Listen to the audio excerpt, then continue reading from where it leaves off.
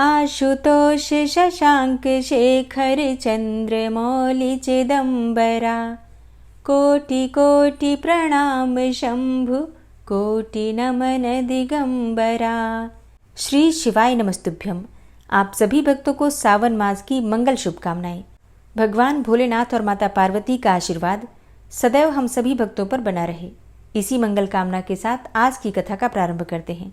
जब हम भक्ति करते हैं तो एक बात सभी के मन में होती है कि वही भगवान का सबसे सच्चा भक्त है, और प्रत्येक भक्त यही बात सोचता है कि उसी की भक्ति सबसे सच्ची है। लेकिन कई बार ऐसा भी होता है कि भगवान भोलेनाथ अपनी भक्ति की परीक्षा ले लेते हैं और सबके बीच में सच्चा भक्त कौन है इसे भी जाहिर कर देते हैं। भक्ति सच्ची होती क्या है ये भी बता देते हैं, और समय समय पर ऐसे चमत्कार होते ही रहते हैं। ऐसा ही एक बार हुआ एक ऐसे नगर में जहाँ भगवान शिव का एक भव्य मंदिर था, जहाँ हर वर्ष दूर दूर से भक्तजन भगवान शिव जी के दर्शनों के लिए आते रहते थे। श्रावण का महीना था। दूर दूर से कांवड़िए कांवड़ लेकर भगवान शिव को जलाभिषेक करने आए हुए थे। मंदिर का परिसर भक्तों की भीड़ से पूरा भरा हुआ था। तभी अचानक से ही आकाश में बिजली उत्पन्न हुई और सोने का एक थाल उतरा।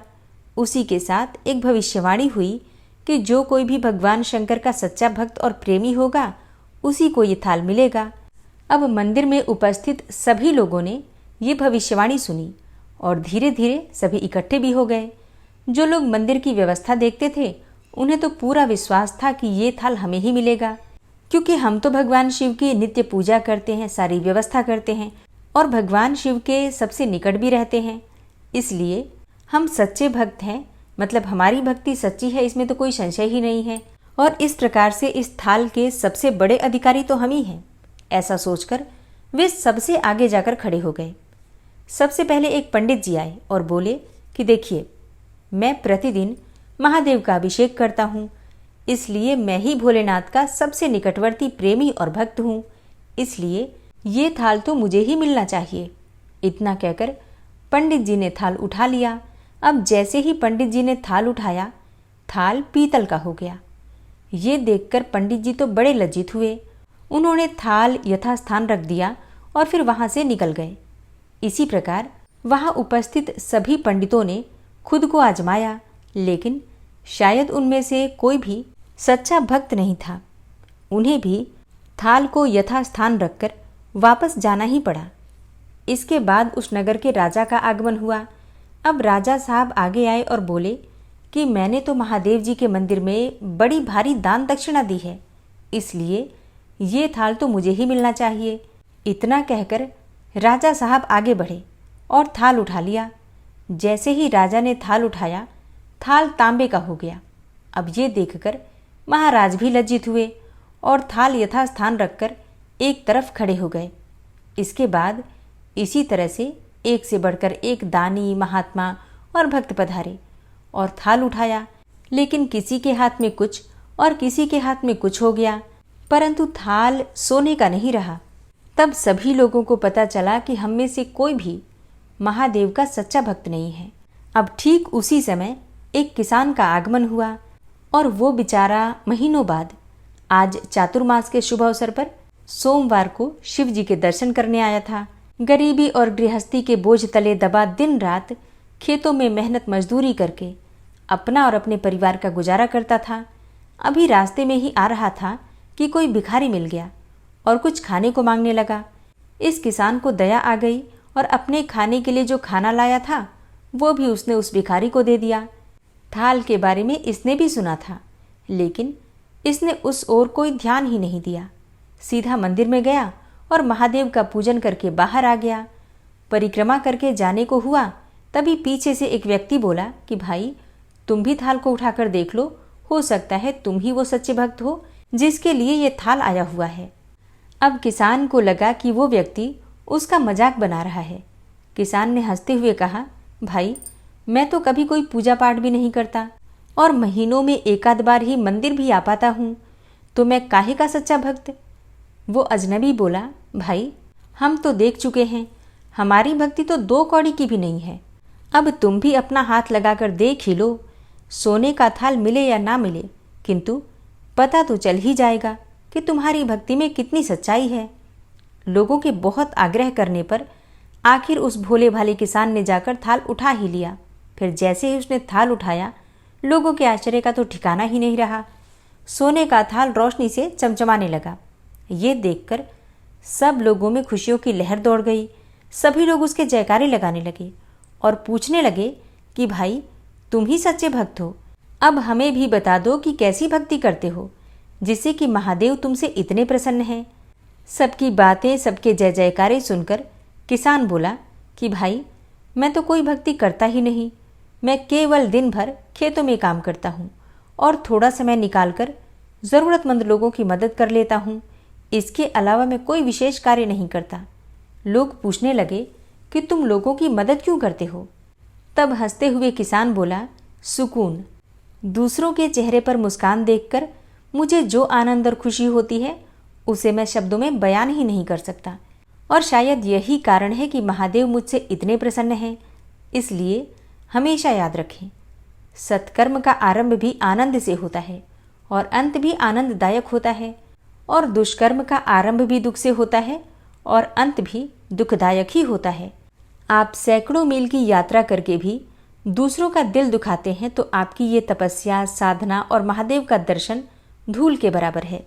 और अगर आप थोड़ी सी भक्ति के साथ भी दूसरों की ज़रूरतों का ध्यान रखते हैं, दूसरों की मदद करते हैं, दूसरों को प्रसन्न करने का प्रयास भी करते हैं, किसी के भी चेहरे पर थोड़ी सी भी मुस्कुराहट लाने का प्रयास करते हैं, तो भगवान शिव आपसे वैसे ही प्रसन्न हो जाते हैं।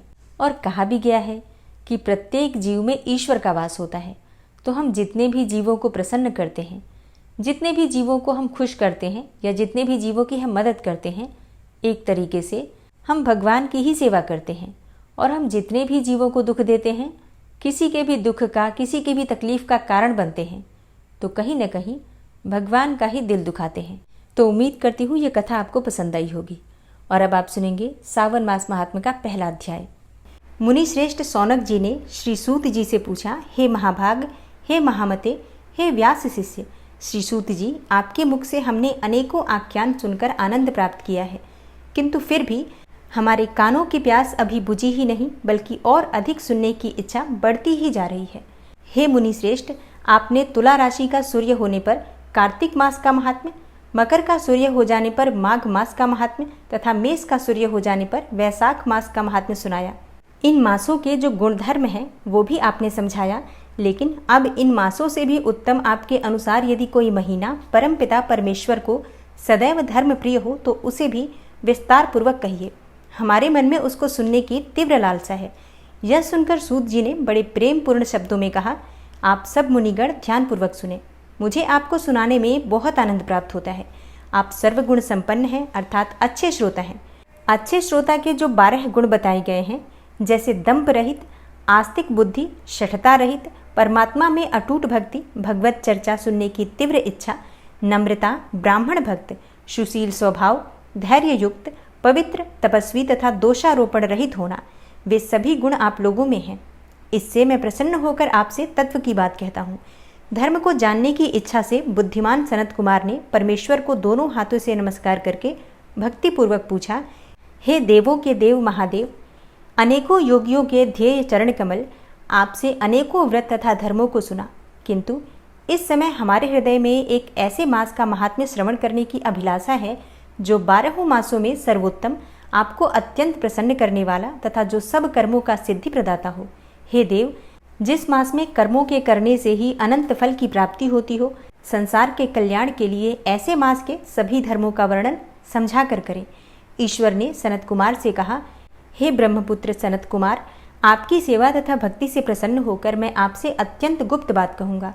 12 महीनों में श्रावण मास मुझे अधिक प्रिय है।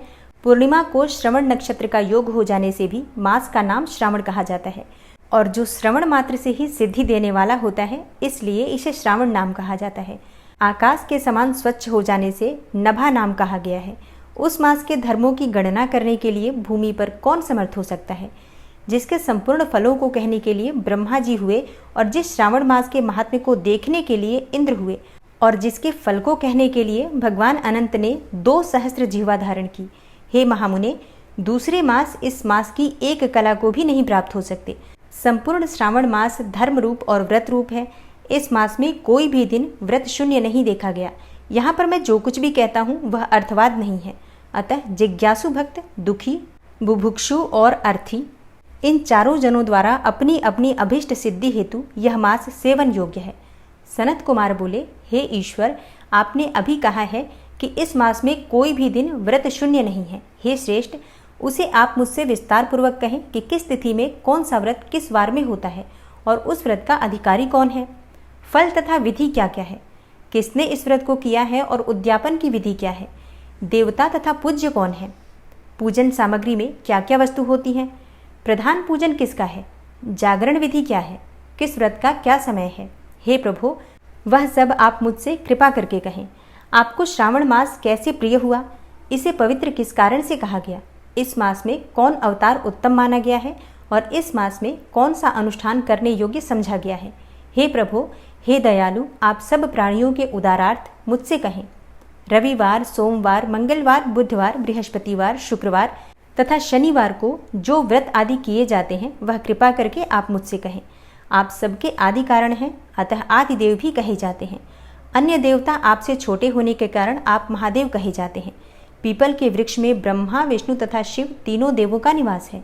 उसमें भी आपका निवास सबसे ऊपर और ऊंचा कहा गया है। आप कल्याण रूप से शिव माने जाते हैं। पापनाशक होने से आप हर माने गए हैं।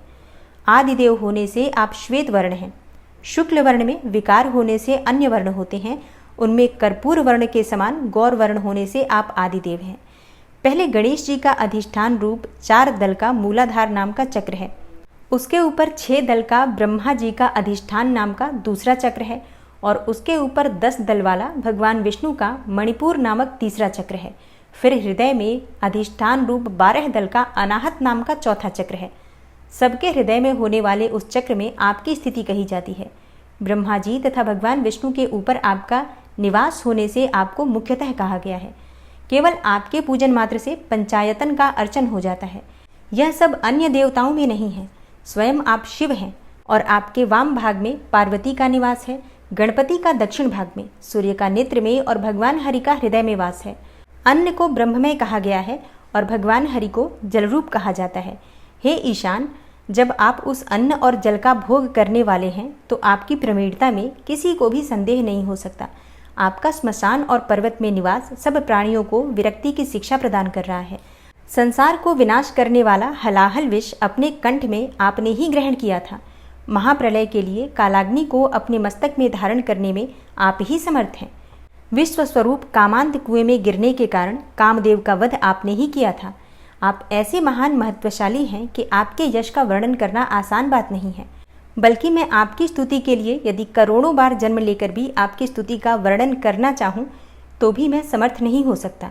अतः हे दयामय, आप मेरे प्रश्नों का उत्तर देने की कृपा कीजिए। भगवान शंकर श्री सनत कुमार जी से बोले, हे महाभाग, हे ब्रह्मापुत्र, आप बहुत नम्र हैं। यही कारण है कि आप बड़े दयालु हैं, समस्त सद्गुणों से युक्त श्रोता भी हैं। और हे अनघ, आपने जो श्रावण मास के बारे में पूछा है तथा जो कुछ नहीं भी पूछा है वह सब कुछ भी मैं सहर्ष आपसे कहता हूँ। शत्रुता रहित प्राणी तो प्रिय होता ही है और आप तो वैसे ही नम्र हैं। आपके पिता ब्रह्मा बहुत उद्दंड थे, अतः उनका 5वां सिर कट गया। उस मत्सरता को छोड़कर मेरी शरण में आए। हे तात, मैं आपसे कहूँगा, आप एकाग्रचित्त होकर सुने। हे योगी श्रेष्ठ, श्रावण मास में मनुष्य नियम से रहकर सायंकाल 4 बजे भोजन करे, 1 मास तक रुद्राभिषेक करे, अपनी प्रिय किसी एक वस्तु को छोड़ देवे। पुष्प, फल, धान्य, तुलसी की मंजरी युक्त दल, बिल्व पत्रों से भगवान शंकर की लक्ष्य पूजा करे, कोटिलिंग अर्चना करे, ब्राह्मणों को प्रेम पूर्वक भोजन कराए, नियम का पालन करे, उपवास करे और पंचामृत से अभिषेक, चूँकि मुझे बहुत प्रिय है, उसे भी अवश्य करें। इस श्रावण मास में जो जो क्रियाएं की जाती हैं वह सभी अनंत फलदायक होती हैं। हे मुनियों में श्रेष्ठ, इस मास में भूमि पर शयन करें, ब्रह्मचर्य का पालन करें और सच बोलें। कभी भी व्रत रहित न रहें, पत्तल में भोजन करें तथा व्रती साग मात्र का त्याग करें। हे मुनियों में उत्तम, भक्ति युक्त होकर व्रत का पालन करें। प्रातःकाल स्नान ध्यान करें, इंद्रिय निग्रह करें अर्थात अपनी इंद्रियों को वश में रखें और एकाग्र मन से प्रतिदिन मेरी पूजा करें। इस मास में मंत्रों का पुरस्चरण भी उत्तम सिद्धि प्रदान करने वाला होता है। षड अक्षर शिव मंत्र और गायत्री मंत्र का जाप करना चाहिए।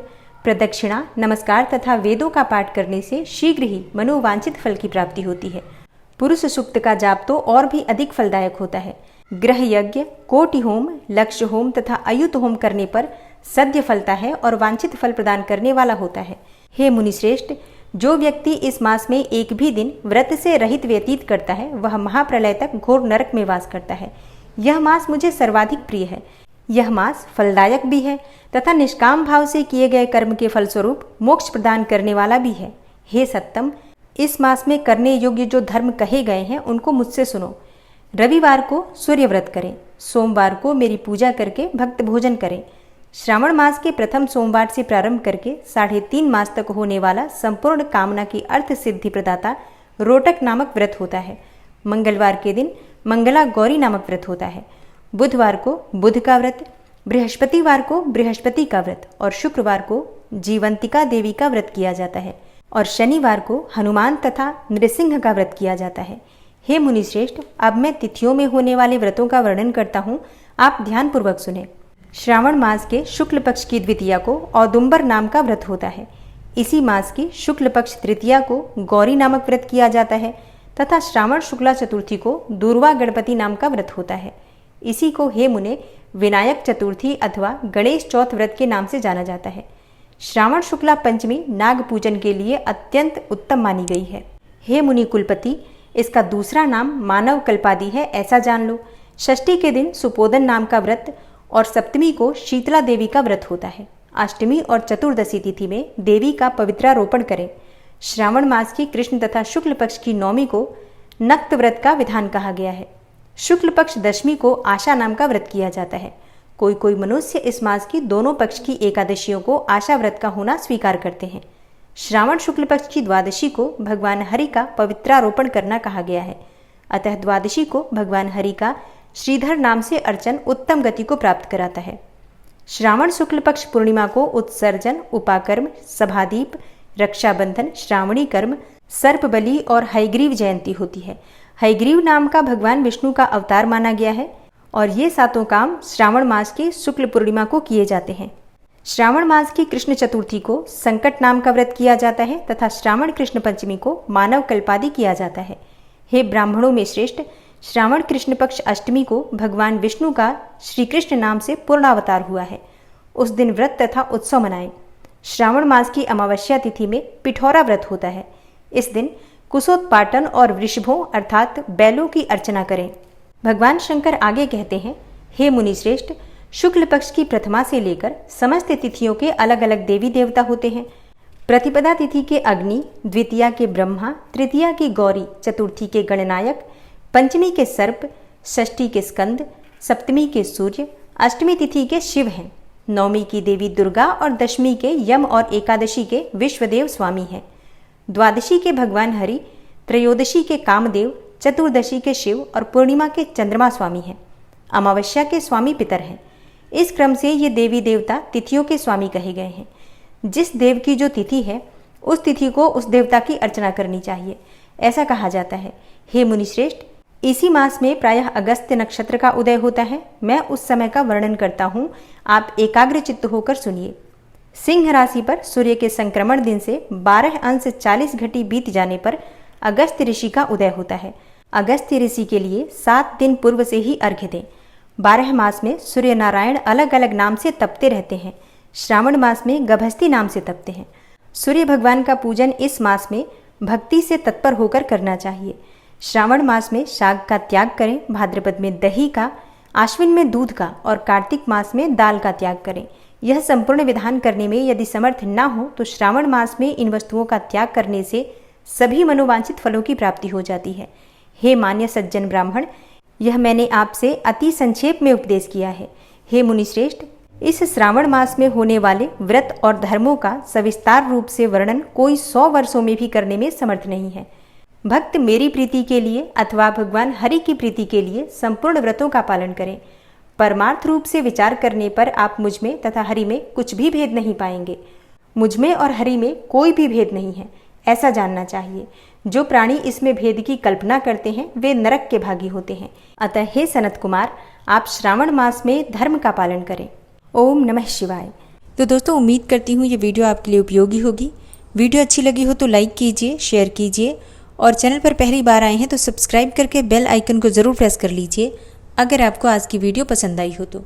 मिलती हूँ मैं आपसे अगली वीडियो में, तब तक के लिए जय भोलेनाथ।